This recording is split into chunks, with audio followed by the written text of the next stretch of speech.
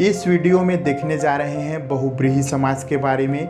बहुत से लोग बहुब्रीहि समास और कर्मधारय समास को लेकर के कंफ्यूज हो जाते हैं। इस वीडियो को देखने के बाद उनका कंफ्यूजन दूर हो जाएगा और बहुब्रीहि समास से संबंधित यदि कोई प्रश्न परीक्षा में आते हैं तो आप 100% उन्हें सही ही बनाएंगे। तो आइए देखते हैं कि बहुब्रीहि समास होता क्या है।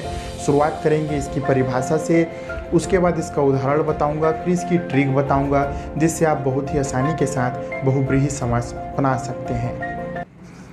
दिए शब्द को छोड़कर किसी अन्य शब्द की विशेषता बताएं। दिए शब्द को छोड़कर किसी अन्य शब्द की विशेषता बताएं। मैं कहना क्या चाह रहा हूँ उसे समझने की कोशिश करेंगे। दिए गए शब्द को छोड़कर किसी अन्य शब्द की विशेषता बताए, उसे बहुब्रीहि समास कहा जाता है। उदाहरण देखो तब बात क्लियर होगी। जैसे कि एक शब्द है हमारे पास लंबोदर। लंबोदर एक शब्द है।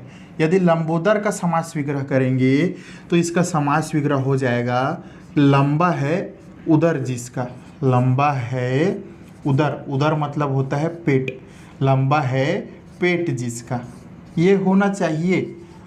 लेकिन ये ना हो के क्या हो जाता है गणेश। क्या हो जाता है? भगवान गणेश। भगवान गणेश के लिए लंबोदर शब्द का प्रयोग किया जाता है और लंबोदर का अर्थ है लंबा है उदर जिसका। अब किसी भी सामान्य आदमी को हम लंबोदर नहीं कह सकते हैं। यदि किसी का पेट बड़ा सा निकला हुआ है तो उसको हम लंबोदर नहीं कह सकते, क्योंकि लंबोदर सिर्फ गणेश जी के लिए प्रयोग किया जाता है। यही तो इसका परिभाषा कह रहा है कि दिए शब्द को छोड़कर किसी अन्य शब्द की विशेषता बताता है। लंबोदर का अर्थ होता है बड़ा पेट वाला, लेकिन बड़ा पेट वाला नहीं कह सकते, हम कहेंगे गणेश जी। इसी प्रकार से एक अन्य शब्द देखते हैं गिरिधर। गिरिधर ये एक शब्द है, लेकिन यदि हम इस शब्द का अर्थ जानेंगे तो अर्थ का और शब्द का आपस में कोई लेना देना नहीं होता है, क्योंकि इस शब्द का प्रयोग किया जाता है श्री कृष्ण के लिए। तो गिरिधर का यदि हम अर्थ देखें तो उसका अर्थ होता है गिरि। गिरि यानी कि पर्वत। पर्वत को धारण करने वाला, पर्वत को उठाने वाला, पर्वत को धारण करने वाला, पर्वत को धारण करने वाला, यह इसका अर्थ है। लेकिन गिरिधर का सामान्य पर्यायवाची या फिर अर्थ निकाला जाता है भगवान श्री कृष्ण के लिए। तो यहाँ पर भी यही बात है कि दिए गए शब्द को छोड़कर उसका अन्य शब्द की विशेषता बताने लगता है। लंबोदर से गणेश जी की विशेषता बता रहा है तो गिरिधर से कृष्ण जी की विशेषता बता रहा है। अब तीसरा अन्य शब्द देखते हैं विषधर। विषधर।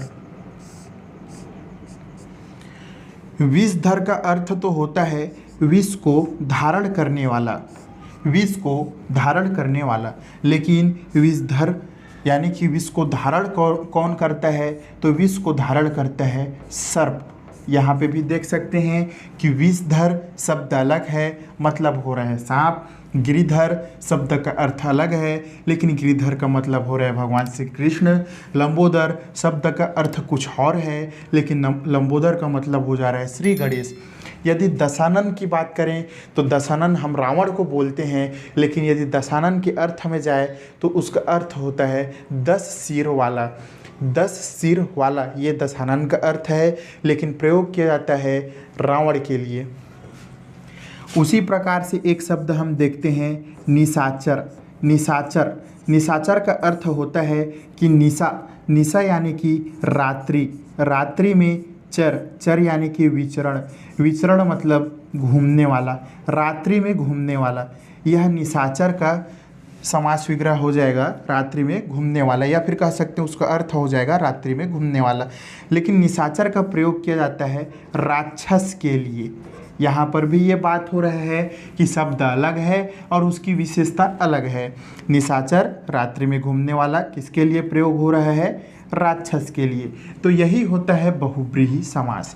यदि इस तरीके से शब्द दिए हों जिसका मतलब अलग निकल रहा हो और प्रयोग किसी अन्य के लिए किया जा रहा हो तो वहाँ पे बहुब्रीहि समास पाया जाता है।